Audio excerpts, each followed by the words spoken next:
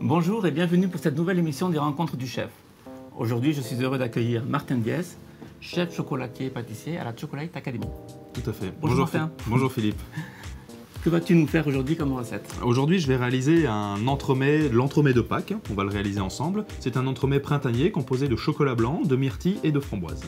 Donc nous allons commencer tout de suite avec les préparations qui sont devant nous pour pouvoir réaliser un biscuit dacquoise. Alors, qu'appelles-tu dacquoise? C'est un biscuit traditionnel composé de blanc d'œuf avec du sucre pour réaliser une meringue dans lequel on incorpore des fruits secs. Dans ce cas-ci, on va incorporer un peu de poudre d'amande et de poudre de pistache. D'accord. C'est un biscuit qui ressemble beaucoup au russe? Tout à fait. Au succès? Biscuits russes, biscuits succès, en fait, qui sont les mêmes bases, les mêmes préparations, mais qui sont destinés à réaliser des gâteaux tels que le russe ou tels que le succès. Très bien. Donc on va commencer tout de suite par monter les blancs d'œufs en neige. D'accord? Donc je te laisse... Donc ici nous avons 200 g de blanc d'œuf. Tout à fait.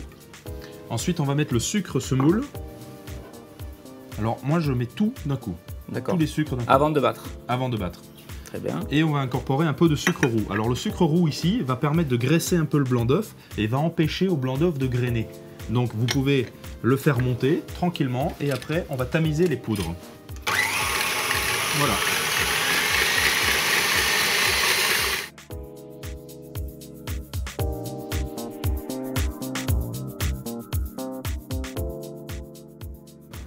Eh bien, mon parcours, c'est un parcours assez simple. J'ai réalisé un Tour de France des Compagnons du Devoir pendant une période de 7 ans. Suite à ça, je suis devenu démonstrateur international, donc j'ai parcouru le monde à travers plus de 40 pays. Et je suis maintenant chef pâtissier chocolatier pour la Chocolate Academy Cacao Barry.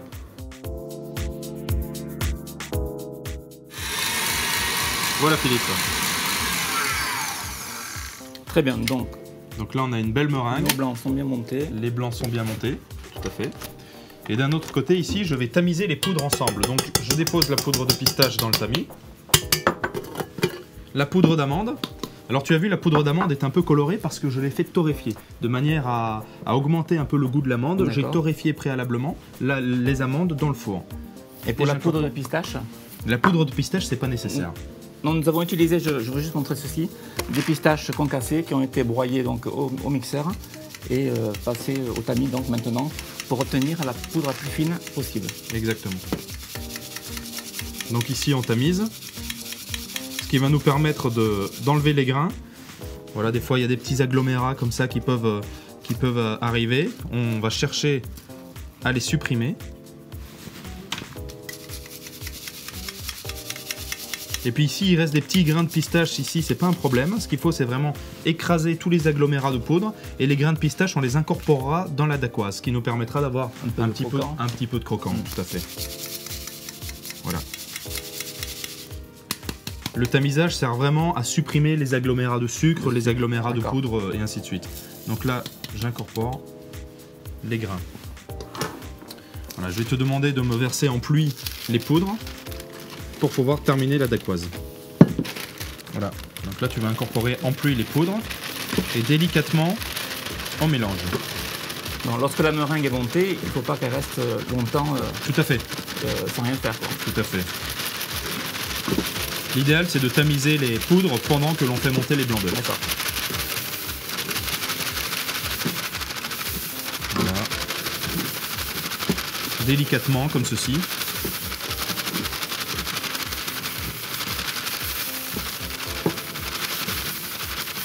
C'est bien d'être deux pour faire cette opération. Oui, mais bien entendu, si vous êtes seul dans votre cuisine, vous pouvez l'incorporer en 3 ou 4 fois sans aucun problème. Voilà. Voilà. Donc ici, je vais terminer le mélange sans faire retomber le blanc d'œuf. Il est vrai que les fruits secs comportant beaucoup de matière grasse ont tendance à faire retomber les blancs d'œuf. Donc voilà, ici on a un mélange bien homogène qu'on va laisser comme ceci. Et on va pocher directement dans nos cercles. Nous avons des cercles de 160 mm de diamètre. Cercle à tarte. Cercle à tarte, tout à fait. Donc on ne graisse pas les cercles, hein, c'est inutile de les graisser. On les dépose sur un silpat idéalement. En silpat, toile de cuisson en silicone. qui permet une cuisson homogène et évidemment que le produit ne colle pas. Tout à fait.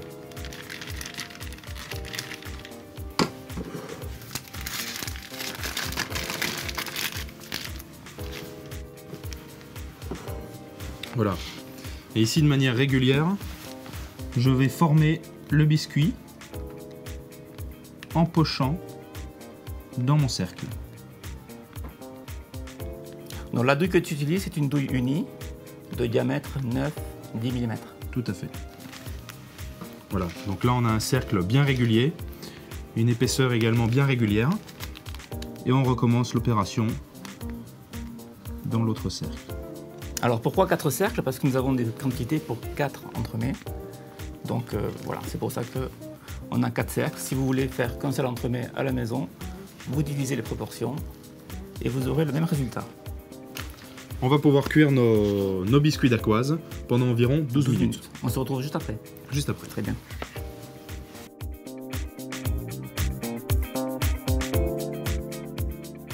Donc nos biscuits ont cuit 12 minutes. Tout à fait. À 200 degrés. Exactement. On peut poursuivre la cuisson à 15 minutes selon les fours qu'on utilise. Hein. Tout à fait. C'est un four à chaleur tournante qu'on a utilisé. Voilà, alors si vous n'avez pas de four à chaleur tournante, ce qui est bien, c'est de cuire pendant 6 minutes d'un côté et ensuite de retourner la plaque pour avoir une cuisson homogène. Et en fin de cuisson ici, à l'aide d'un couteau, je vais tout simplement décoller le biscuit dacquoise du cercle. Voilà. En faisant bien entendu attention à ne pas abîmer la feuille silpate. Donc ici c'est très simple. Et ensuite une fois qu'on est décollé, hop, on enlève le cercle comme ceci et on conserve uniquement le biscuit.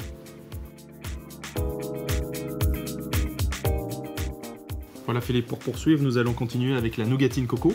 Cette nougatine est un peu particulière, elle est composée de beurre, de sirop de glucose que j'ai déposé ici dans mon sucre, un mélange de sucre semoule et de pectine NH. La pectine NH, c'est la pectine que l'on utilise pour faire nos confitures d'habitude.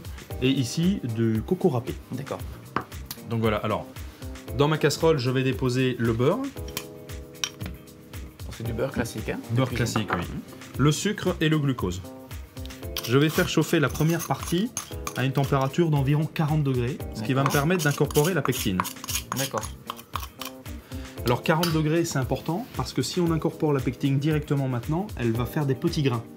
Et donc elle ne va pas faire son effet, son action, qui est d'épaissir le produit. Et si on incorpore trop chaud, bien entendu, elle va faire des petits grains. Alors je dis 40 degrés, il n'est pas utile d'être avec le thermomètre, mais 40 degrés, c'est bien d'être entre 40 et 60, assez tiède en fait. D'accord. Concernant le glucose, tu utilises du glucose cristal? Tout à fait, sirop de glucose. Quelle différence ferais-tu avec le glucose en poudre? Est-ce qu'on pourrait l'utiliser ou c'est important d'utiliser celui-là et pas l'autre? Non, le glucose en poudre, c'est un glucose atomisé qui est utilisé d'habitude pour faire les glaces ou pour faire tout type de produit qui nécessite d'avoir un taux d'extrait sec assez important. Dans ce cas-ci, le glucose cristal va nous permettre en fait d'avoir un liant dans la nougatine, d'avoir ce côté souple qu'on recherche également. Et il est utilisé comme anticristallisant, ça va donc aider à ce que la nougatine ne redevienne pas trop dure, qu'il n'y ait pas des petits cristaux de sucre. En fait, c'est un ami, un bon ami, comme on dit en pâtisserie, qui va nous aider à avoir une bonne nougatine.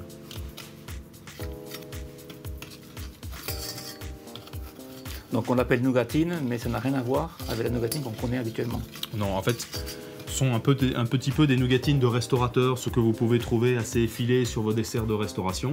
C'est pas la nougatine traditionnelle avec réalisation d'un caramel dans laquelle on incorpore à la fin des amandes effilées ou des amandes hachées. Dans ce cas-ci, on va d'abord faire une première cuisson à la casserole. Ensuite, nous allons l'étaler délicatement entre des feuilles de papier sulfurisé et on va retourner au four à une cuisson à 160 degrés de manière à avoir quelque chose d'assez fin et cassant. Ce qui nous permet après de découper, si l'on veut, différentes formes que l'on peut poser sur nos desserts de restauration. Pourquoi les desserts de restauration? Parce que ça reste des nougatines qui sont très hygroscopiques en fait, qui à température ambiante se réhumidifient rapidement et donc elles vont refondre. Là voilà, mon mélange est là, il est chaud, donc je peux incorporer mon sucre et ma pectine NH. Non, la pectine doit être incorporée toujours, mélangée un petit peu avec le sucre. Toujours. Pour une meilleure dissolution. Tout à fait. Comme ce sont des produits qui sont très volatiles, il faut les mélanger préalablement avec du sucre. Un petit peu comme on fait avec de la poudre à crème lorsqu'on réalise une crème pâtissière. Donc voilà, ici on commence à avoir des petites bulles qui apparaissent. Et je vais continuer jusqu'à ce qu'on ait vraiment cette texture béchamel, cette texture de roux, un petit peu, qu'on peut obtenir à la maison quand on réalise une béchamel.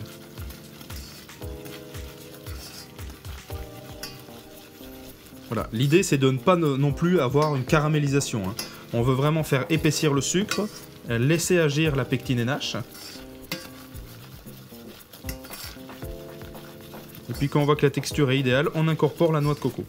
Alors dans le cas de la noix de coco ici, je ne l'ai pas fait torréfier parce qu'on va retourner au four tout à l'heure, on va cuire ce produit à 160 degrés. Mais si on utilise d'autres fruits tels que des pignons de pain et ainsi de suite, on peut très bien utiliser des pignons de pain, des amandes, des pistaches, il est bien de les faire torréfier un petit peu quand ce sont des fruits qui sont un petit peu plus gros. Alors quand Martin dit torréfier, ça veut dire d'étaler la poudre sur une plaque et de la passer à four chaud, de façon à la faire brunir très légèrement. Tout à fait. Ça va développer l'arôme de la coco. Voilà, donc là on voit... Tu vois, la texture est idéale, c'est une texture qui s'apparente vraiment à la texture d'un roux. Blanc, on voit un petit nid d'abeille, hein, ce qu'on appelle nous le nid d'abeille. Donc à ce moment-là, je peux incorporer la noix de coco. Je reste sur le gaz, j'incorpore la noix de coco, comme ceci, d'une traite, et je mélange bien. Alors c'est une grosse quantité de noix de coco pour la quantité de nougatine. Il est bien de continuer un petit peu la cuisson également, que la noix de coco se réchauffe. Voilà. Donc ça te fait une pâte qui se décolle parfaitement bien des parois de la casserole. Tout à fait, c'est une pâte, hein. Il y a du beurre dans ce produit, donc c'est une pâte qui va être idéale. Et ici, voilà, comme ceci, j'incorpore, je dépose donc la nougatine sur une feuille de papier cuisson. À l'aide d'une deuxième feuille de papier cuisson, je vais venir étaler, comme ceci, la nougatine.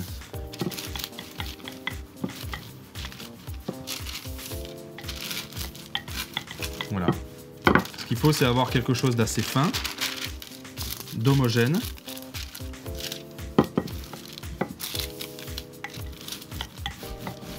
Voilà, ne pas hésiter à être très fin. Et cette nougatine, on l'utilisera en petits morceaux à l'intérieur de notre entremets. Voilà. On peut voir ici que c'est très très fin. On a eu un petit peu de cuisson. Et on dépose sur une plaque de cuisson et on va cuire à une température de 160 degrés pendant environ 10 minutes jusqu'à ce qu'on ait une belle couleur blonde. D'accord.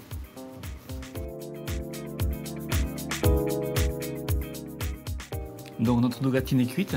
Tout à fait, voilà, elle est maintenant cuite. Si on veut réaliser des petites tuiles, comme je te disais, pour déposer sur les desserts sur assiette, c'est maintenant, quand elle est encore chaude, qu'il faut la découper et pouvoir la former, lui donner les C'est un formes. peu comme une pâte à tuiles. Tout à fait. Dans ce cas-ci, on va la laisser comme cela et on l'utilisera tout à l'heure pour le montage de notre entremets. D'accord.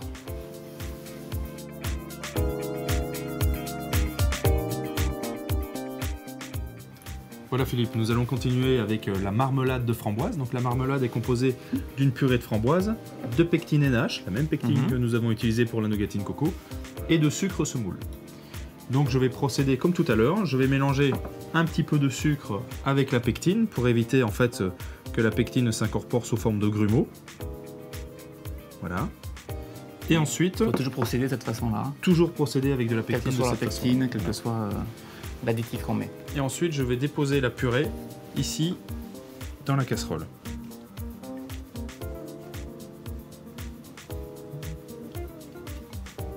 Donc tu vas la chauffer. Incorporer de la pectine à chaud. Voilà, je la chauffe avec le sucre, hein, bien entendu. Comme ça, le sucre commence à se dissoudre un petit peu. Et on va incorporer la pectine à chaud. Alors ici, nous utilisons de la purée de fruits 4 fruits, qui est vendue en poche de 1 kg. C'est une purée de fruits qui est sucrée à 10% et donc qui restitue vraiment le vrai goût de la framboise et qui va nous permettre de faire donc cette marmelade. Voilà. Donc ici, le sucre et la pectine qui sont mélangés ensemble. Donc c'est très important, hein. La pectine est un produit très volatile. Si on ne la mélange pas préalablement avec le sucre, elle va s'incorporer en grumeaux. Donc il est bien de l'incorporer entre 40 et 60 degrés, sans vérifier avec le thermomètre, hein, on sent quand c'est tiédi, et de ne surtout pas l'incorporer ni bouillant, ni dans un produit trop froid.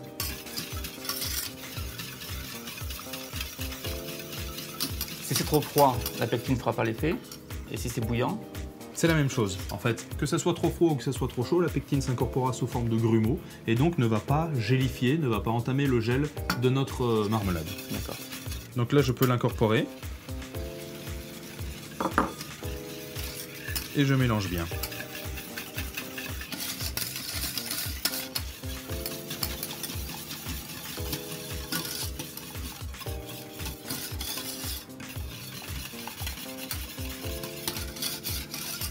Et ici, on va donner une bonne ébullition de manière à gélifier un petit peu la purée. Et on la coulera ensuite dans nos cercles. Donc nous utilisons les mêmes cercles que pour le biscuit d'Aqouaz, hein, ce sont des cercles de 160 mm de diamètre. Et donc on a déposé un film ici, film tendu.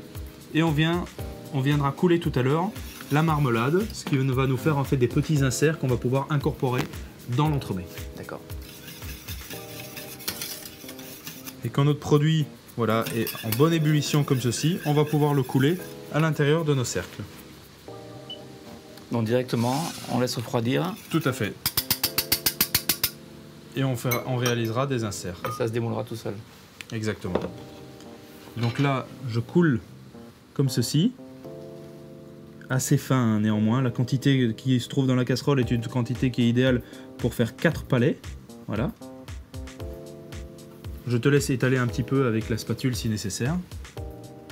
Ouais, il faut le faire rapidement avant que la gélification prenne. Voilà. Voilà.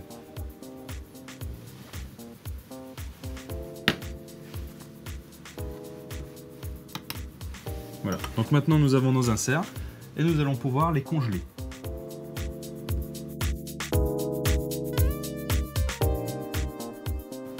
Voilà Philippe, nous allons poursuivre notre entremets de Pâques avec la réalisation de la mousse à la myrtille. Donc pour réaliser la mousse, nous allons faire dans un premier temps une crème qui sera composée de purée de myrtille et de beurre de cacao mi-cryo et de chocolat blanc Zéphyr, ce qui va nous permettre de ne pas utiliser la gélatine dans cette mousse aux fruits, mais uniquement en fait le beurre de cacao et le chocolat blanc. Dans un premier temps, nous allons réaliser une meringue de base que nous incorporerons donc à cette crème avec une crème montée pour alléger le produit. Donc pour réaliser la meringue de base, j'utilise de l'eau. Ici. C'est une meringue italienne. Une meringue italienne, tout à fait. Avec un peu de sucre. Et donc nous allons cuire cela à une température de 121 degrés. D'accord. Je te laisse incorporer les blancs d'œufs avec une autre partie du sucre. Donc je les mets dans la cuve, du batteur. Ici, batteur KitchenAid K45, qui va nous permettre donc de monter ces blancs en neige. Je mets le sucre de suite? Tu peux le mettre, oui. D'accord. Alors ce sucre va vous permettre d'incorporer en fait une cuisson de sucre à 121 degrés dans les blancs d'œufs sans trop les brusquer.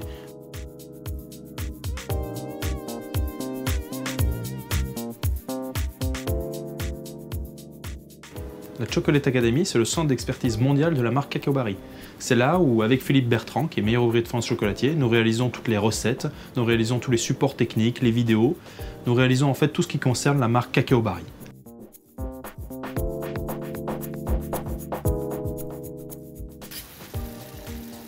Voilà Philippe, donc ici je réalise la cuisson d'un sucre à 121 degrés. Donc à l'aide d'un thermomètre à sonde, hein, bien entendu, évitez les thermomètres laser parce que le thermomètre laser prendra uniquement la température de la vapeur d'eau.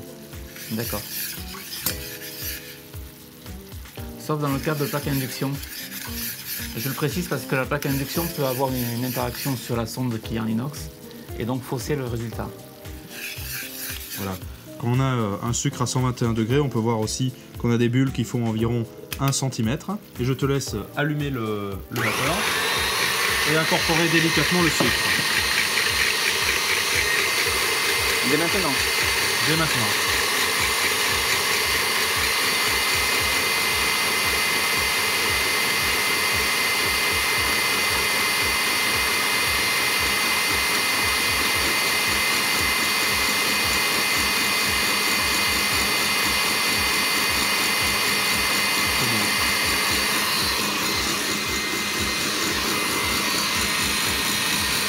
Donc là, on va laisser refroidir la meringue jusqu'à ce qu'elle ait une bonne texture et on l'utilisera pour la mousse.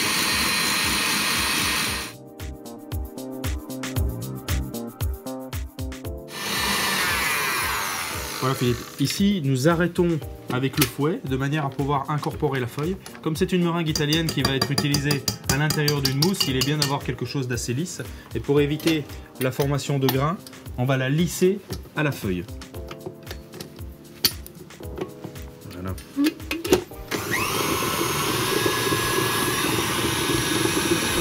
C'est ça complet refroidissement. D'accord. Très bien.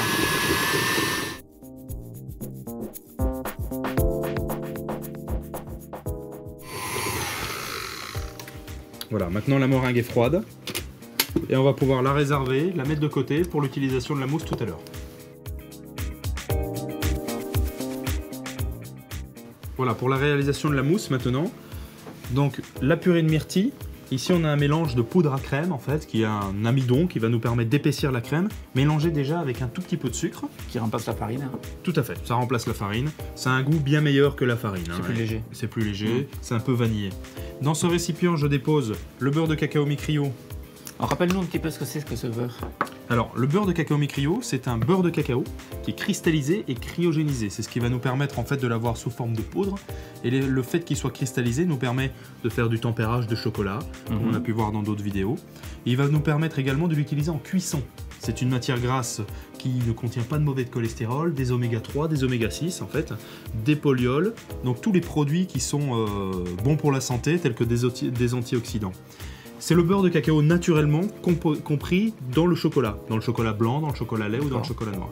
Donc dans ce cas-ci, en fait, ça va nous éviter d'utiliser la gélatine qui abîme un petit peu la texture du fruit, qui aussi a tendance à se regélifier dans le temps, c'est-à-dire que le gâteau au bout de 24 heures n'a plus la même texture. Ouais. On va avoir une bonne texture et on va avoir également une bonne température de fusion.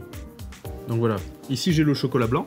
Le chocolat blanc, je vais le mélanger avec le beurre de cacao mi-cryo. D'accord. Et ça va être les deux produits qui vont nous permettre de tenir la mousse, d'avoir une bonne structure. Donc voilà, on les laisse bien entendu en pistole. Et on va venir tout à l'heure déposer la crème chaude sur le beurre de cacao mi-cryo et sur le chocolat blanc qui vont fondre.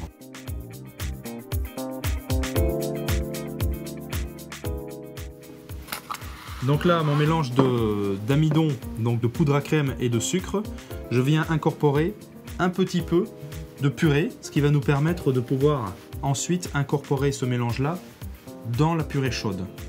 Donc ici, nous utilisons toujours de la purée 4 fruits, donc purée de myrtille, toujours sucrée à 10%, et qui est vendue en poche de 1 kg.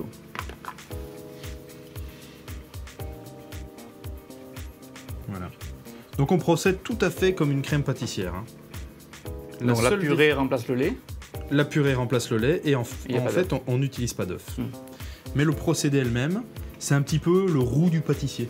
Ça nous permet d'épaissir les crèmes pour pouvoir avoir une bonne consistance, une bonne tenue. D'accord.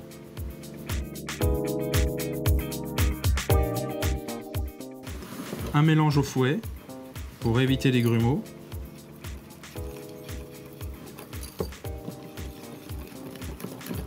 Donc c'est un premier pré-mélange en fait.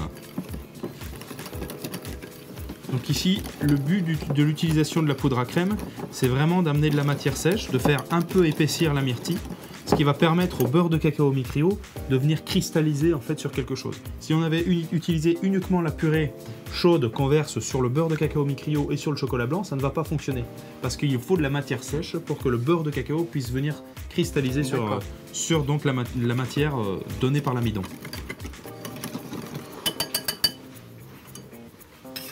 Donc là, il est inutile de donner une grosse cuisson en fait. L'intérêt, c'est vraiment de faire épaissir un petit peu la crème. Donc là, quand mon mélange est chaud, je vais pouvoir incorporer la poudre à crème et le sucre.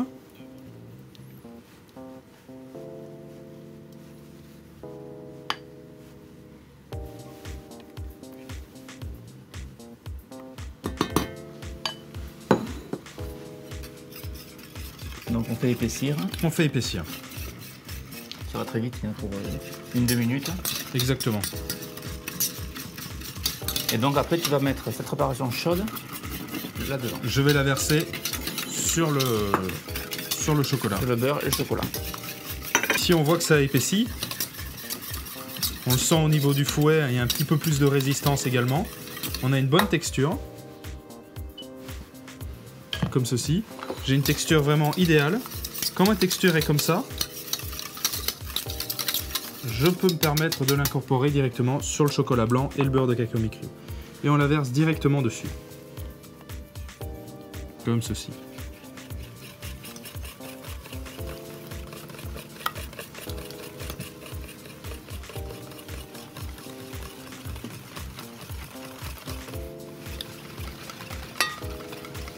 Donc le beurre fond ainsi que le chocolat.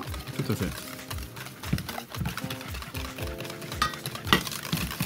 Là, on a une belle fonte, le beurre de cacao est fondu, le chocolat également. Et on va laisser refroidir notre mélange, notre préparation, jusqu'à 25 degrés, de manière à pouvoir incorporer la crème montée et la meringue de base que nous avons réalisée ensemble. Alors quand tu dis refroidir, c'est à température ambiante? Alors, on peut... Si on le met au frais, il faut faire attention, il faut surveiller de très près. Voilà, si on la met au frais, il est bien de s'arrêter à 25 degrés. Si on descend en dessous de 25 degrés et qu'il faut remonter, on va refaire fondre les matières grasses qui auront déjà cristallisé. Mais on peut. On peut, c'est un peu délicat. L'idéal, c'est vraiment laisser à température ambiante. Voilà. La crème est préparée, la meringue de base est préparée, et quand nous allons arriver à 25 degrés, on continue la mousse. Ce qui va nous permettre en fait de préparer le biscuit dacquoise, la nougatine et la marmelade de framboise pour terminer notre gâteau. Très bien.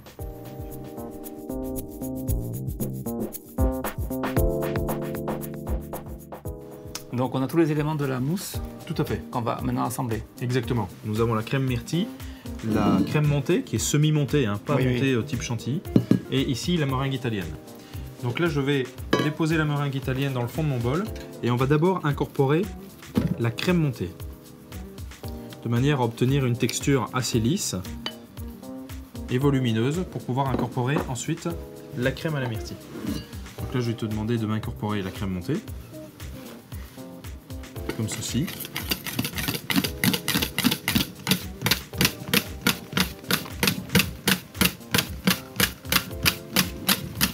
Voilà. Merci.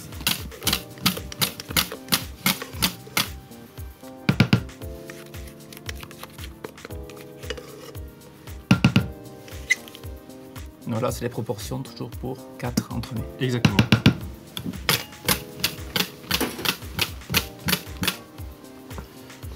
Donc là, je vais prendre une petite partie de la crème et la meringue que j'incorpore dans la crème à la myrtille.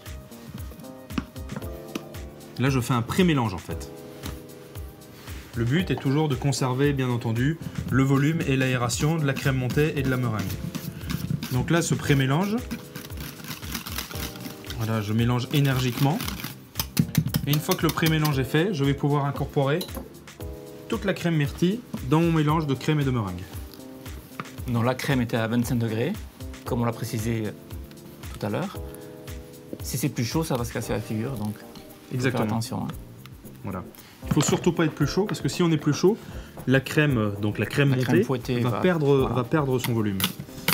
Et donc là, je mélange comme ceci, énergiquement.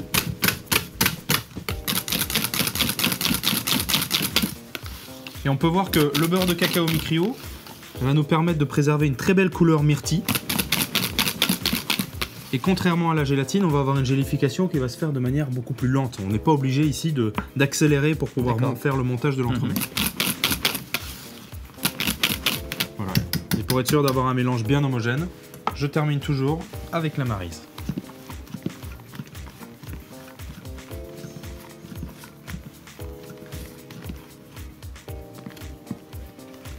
Et quand on a la crème comme ça, on va pouvoir procéder au montage.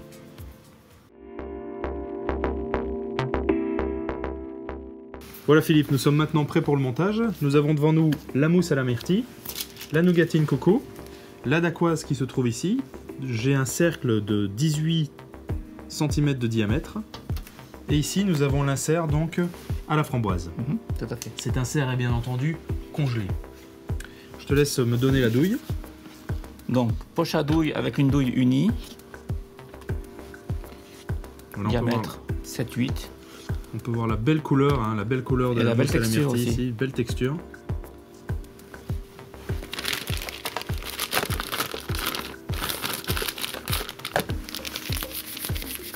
Merci.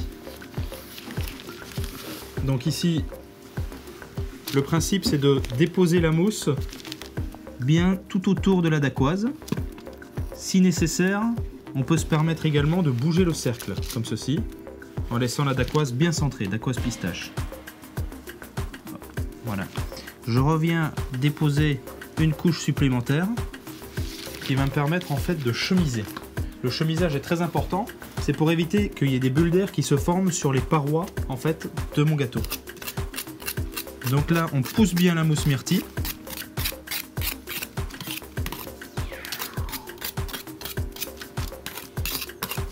Et je viens déposer une couche supplémentaire, une fine couche de mousse myrtille sur le biscuit dacquoise. Donc toujours en spirale tu le mets? Toujours en spirale de manière à avoir en fait des couches successives bien homogènes. D'accord. Ici je vais prendre la nougatine coco. Alors on voit que la nougatine coco elle est très fine hein, comme ceci. Ça forme une gigantesque tuile en fait. Exactement.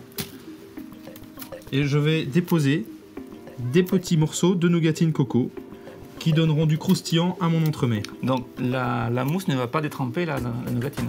La mousse ne va pas détremper la nougatine. Elle la détrempera bien entendu si on conserve le gâteau trop longtemps. À la longue, d'accord.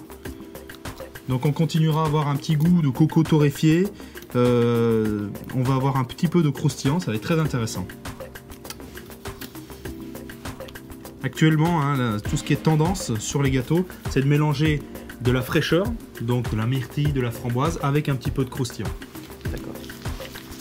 Là, je viens déposer une couche à nouveau de mousse à la myrtille, comme ceci. Et donc, je prends mon insert.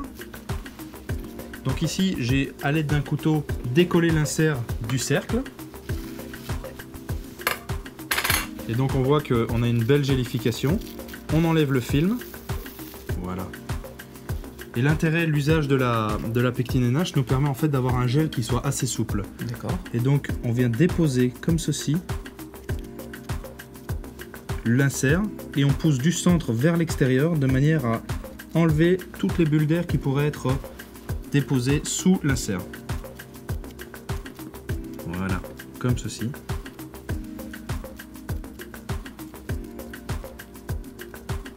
L'intérêt aussi de l'utilisation du micrio, c'est que ici on n'est pas pressé. On y va vraiment tranquillement. On monte notre entremets avec des couches successives. On fait attention à ce que ça soit bien droit, bien plat. D'accord. Et donc je rajoute un petit peu de mousse myrtille qui va me permettre de terminer mon gâteau. Voilà. On peut rapprocher.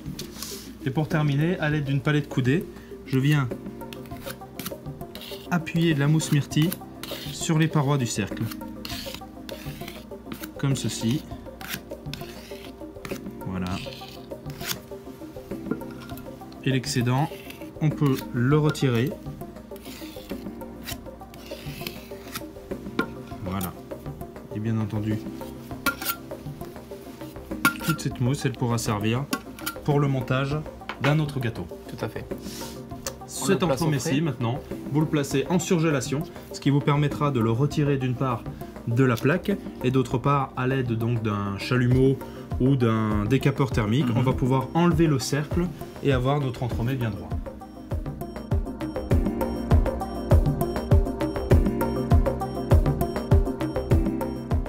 Donc Martin, notre entremets est au congélateur.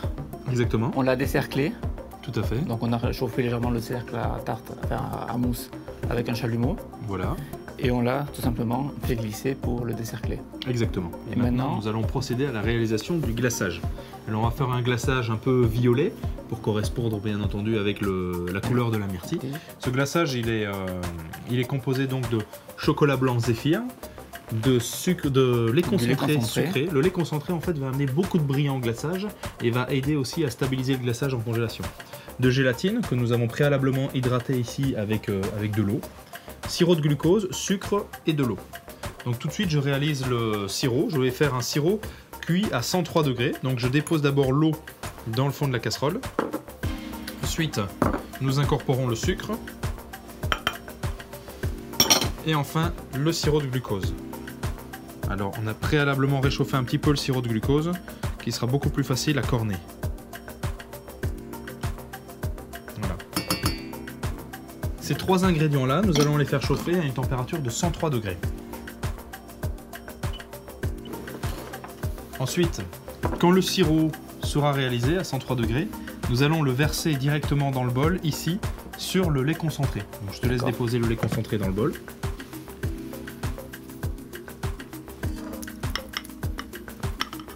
Alors, dans ce cas-ci, on utilise un lait concentré sucré. Alors, c'est vrai que les glaçages ont tendance à être assez sucrés, mais le sucre permet d'amener beaucoup de brillant et d'amener aussi une bonne tenue en congélation. Pour ceux qui voudraient avoir un glaçage qui est moins sucré, il existe des laits concentrés non sucrés. Mais les laits concentrés non sucrés ont une tenue bien moins solide au congélateur. C'est-à-dire qu'en fait, le glaçage, sur le dessus, une fois qu'il va être durci, il va former des petits cristaux. Ce qui n'arrivera pas avec le lait concentré sucré. Il est beaucoup moins visqueux également à l'état naturel. Voilà, donc là, nous mélangeons les sucres. Le saccharose est en train de fondre. 103 degrés, c'est très rapide, hein, c'est une petite ébullition uniquement. Voilà, j'utilise le fouet pour bien mélanger les ingrédients ensemble. Et ensuite, à l'aide du thermomètre, nous allons vérifier la température de cuisson. Voilà. Alors, il est important de procéder en ce sens, c'est-à-dire que nous allons verser le sirop sur le lait concentré sucré, bien mélanger. Ensuite, nous incorporerons le chocolat blanc et pour terminer, nous incorporerons la gélatine. D'accord. L'intérêt de ne pas mettre tous les ingrédients ensemble, c'est que avec un sirop bouillant, nous allons brûler le chocolat si on verse directement sur le chocolat et on va faire évaporer un peu d'eau d'hydratation de la gélatine. S'il y a trop d'évaporation, le glaçage sera beaucoup trop gélifié. D'accord.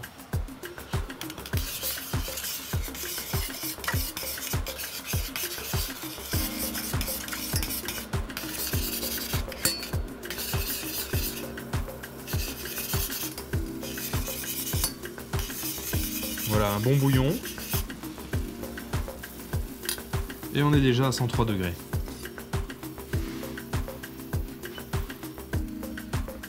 Et ici, je te laisse mélanger. J'incorpore le sirop sur le lait concentré.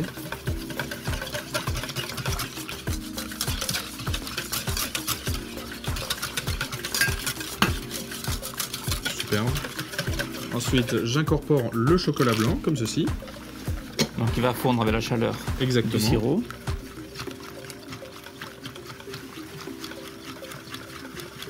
Voilà, le chocolat blanc est bien fondu. Et ensuite, on voit la gélatine ici a bien été hydratée. Hein. On voit que le produit a absorbé toute l'eau. Et donc, on incorpore la gélatine qui va fondre dans le glaçage. Est-ce qu'on aurait pu mettre des feuilles de gélatine plutôt que de la gélatine en poudre? Oui, ce qui est important, c'est de respecter le bloom, qui est en fait la force de gélification. On peut utiliser au même poids des feuilles de gélatine, mais dans ce cas-ci, c'est du 200 bloom. D'accord. Voilà.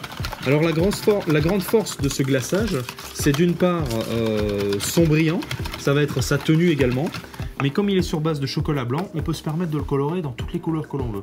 Dans ce cas-ci, puisque c'est de la myrtille, on va le colorer en violet, mais demain, si on utilise de la fraise ou de la framboise ou vraiment une autre mousse, on peut se permettre d'avoir des couleurs, pourquoi pas rouge, rose, verte, voilà, tout ce qu'on veut. Tant qu'on a le colorant adapté. Donc on va utiliser un colorant hydrosoluble, donc il va bien se dissoudre dans l'eau, c'est important. Qui est en poudre. Exactement, qui est en poudre, et on va mettre une toute petite pointe de couteau. Voilà, je te laisse en mettre un tout petit peu. Il vaut mieux rajouter au fur et à mesure que d'être beaucoup trop violet dès le début.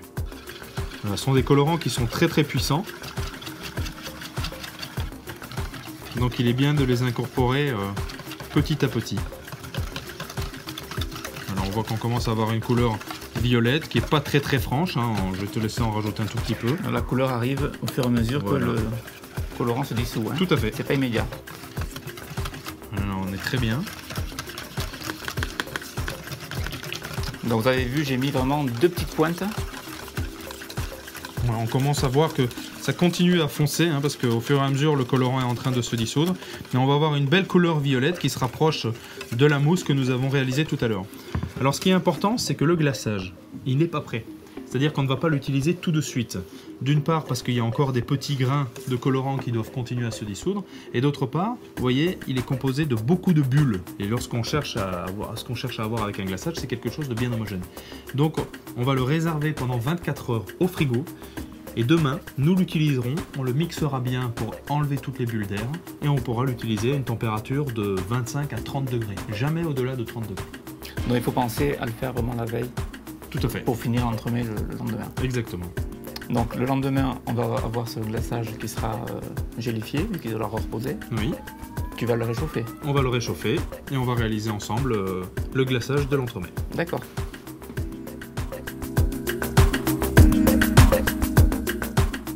Voilà Philippe, ici nous avons notre glaçage qui a reposé pendant 24 heures.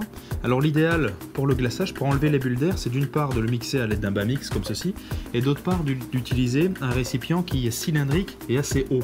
Évitez en fait d'avoir des plats qui soient larges, parce que sinon en fait ce récipient incorporerait trop de bulles d'air. D'accord. Donc là ce que nous allons chercher à faire avec le Bamix, c'est d'enlever les petites bulles d'air qui sont ici.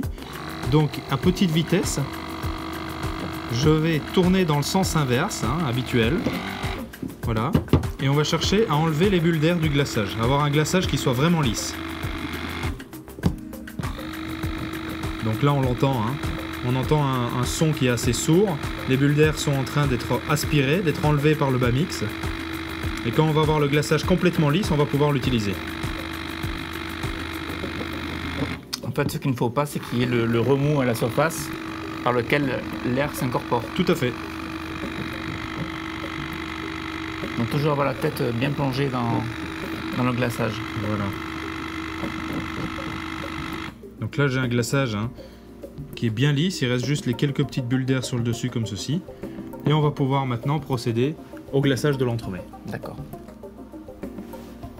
Donc voilà, ici j'ai l'entremet qui a été décerclé, sur lequel on a un petit peu cassé l'arête avec la main, avec la paume de la main, de manière à ne pas avoir l'entremet qui soit en fait trop droit, l'angle qui soit trop droit. Donc ici on va déposer le glaçage. Alors ce qui est important, c'est de le déposer en filet comme ceci, en partant du centre. D'accord? Hop. Ne pas créer trop de bulles d'air. Vraiment réaliser un tourbillon. Et là, on laisse bien s'écouler le glaçage. Voilà, il faut que le produit soit quand même assez liquide. On voit que c'est très brillant, il n'y a pas de bulles d'air. Et éventuellement, on peut passer un coup de palette comme ceci. Là, c'est vraiment léger. Là, c'est léger, ça sert à enlever l'excédent. Déjà, ça unifie la surface. Tout à fait. Et donc là, on a le glaçage qui est bien net. Et là, on le met au frais. On le met au solidifier. Tout à fait. Très bien.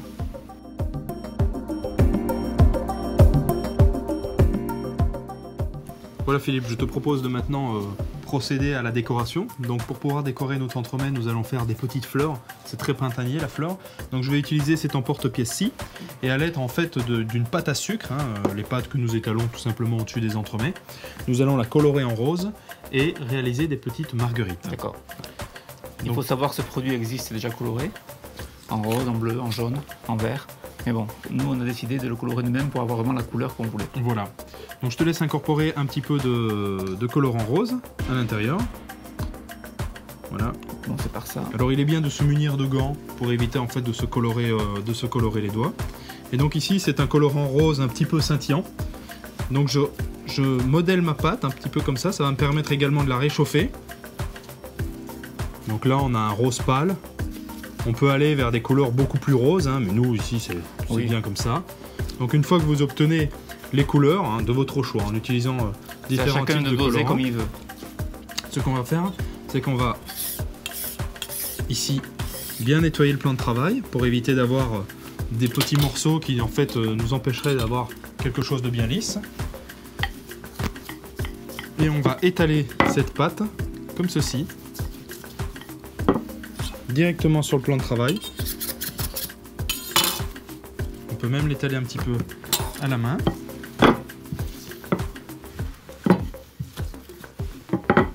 Voilà. Ce sont des pâtes qui sont bien grasses, qui s'étalent très bien. Et qui ne collent pas, je vois. Voilà, qui ne collent pas. On ne travaille pas avec du sucre glace ou... Non, c'est pas utile. Dans ce cas-ci, c'est pas utile. Voilà, elles s'étalent très bien, elles sont assez fines.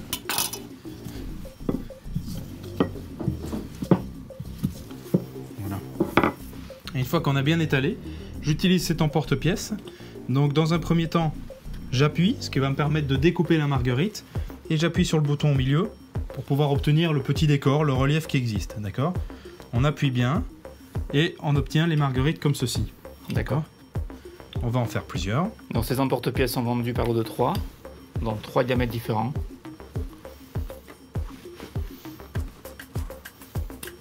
Voilà. Ensuite, il suffit de retirer l'excédent de pâte. Les petites marguerites resteront sur le plan de travail. Voilà, comme ceci. Et à l'aide de la spatule, on vient retirer tout simplement les marguerites. et je vais les déposer dans des moules demi-sphères. Je viens les déposer dans les moules demi-sphères qui leur donneront un aspect incurvé. D'accord.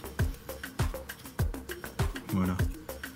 Ce sont des décors très simples à réaliser, qui sont très printaniers. C'est une pâte qui va sécher, c'est ça? C'est une pâte qui va sécher, en effet. Donc on peut les faire à l'avance, qu'ils aient bien le temps de sécher, de façon à bien tenir sur l'entremet. Tout à fait. Ah. Voilà. On les dépose dans le moule comme ceci. On va laisser sécher la pâte. Et une fois que le produit sera sec, il suffira juste de taper le moule dans le sens inverse pour récupérer en fait les marguerites. Tu comptes combien de temps de séchage? Bon, là on peut le faire en même temps que le glaçage, c'est-à-dire 24 heures de séchage, c'est très bien. D'accord.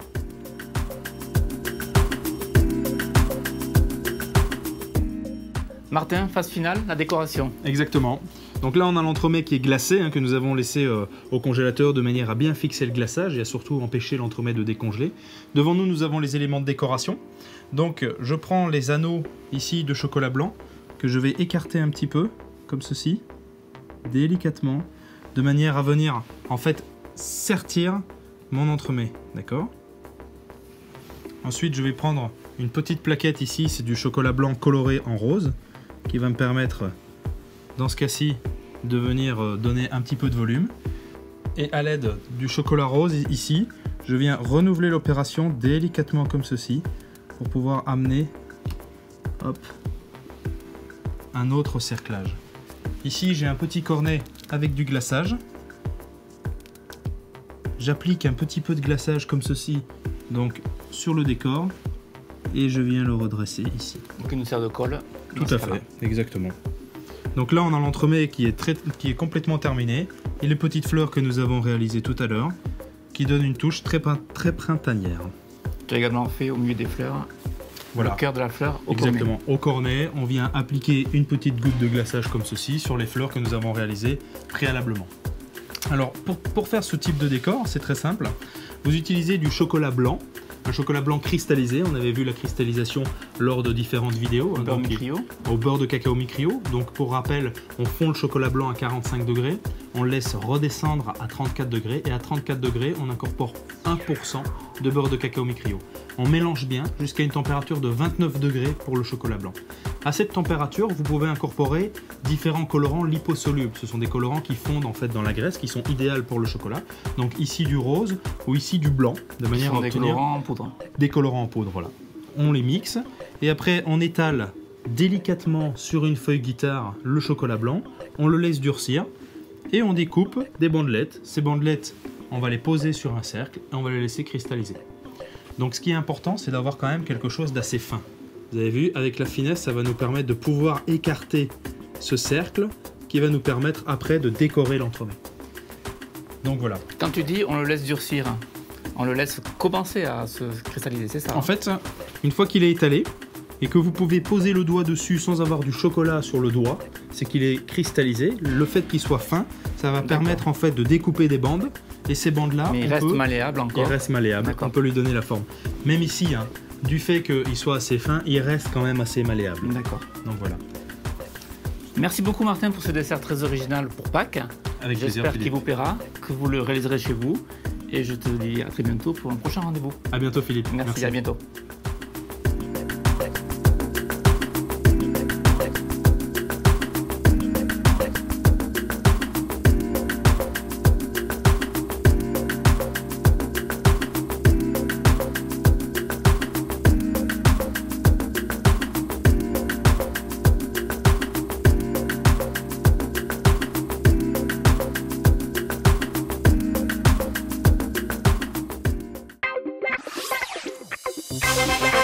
Thank you.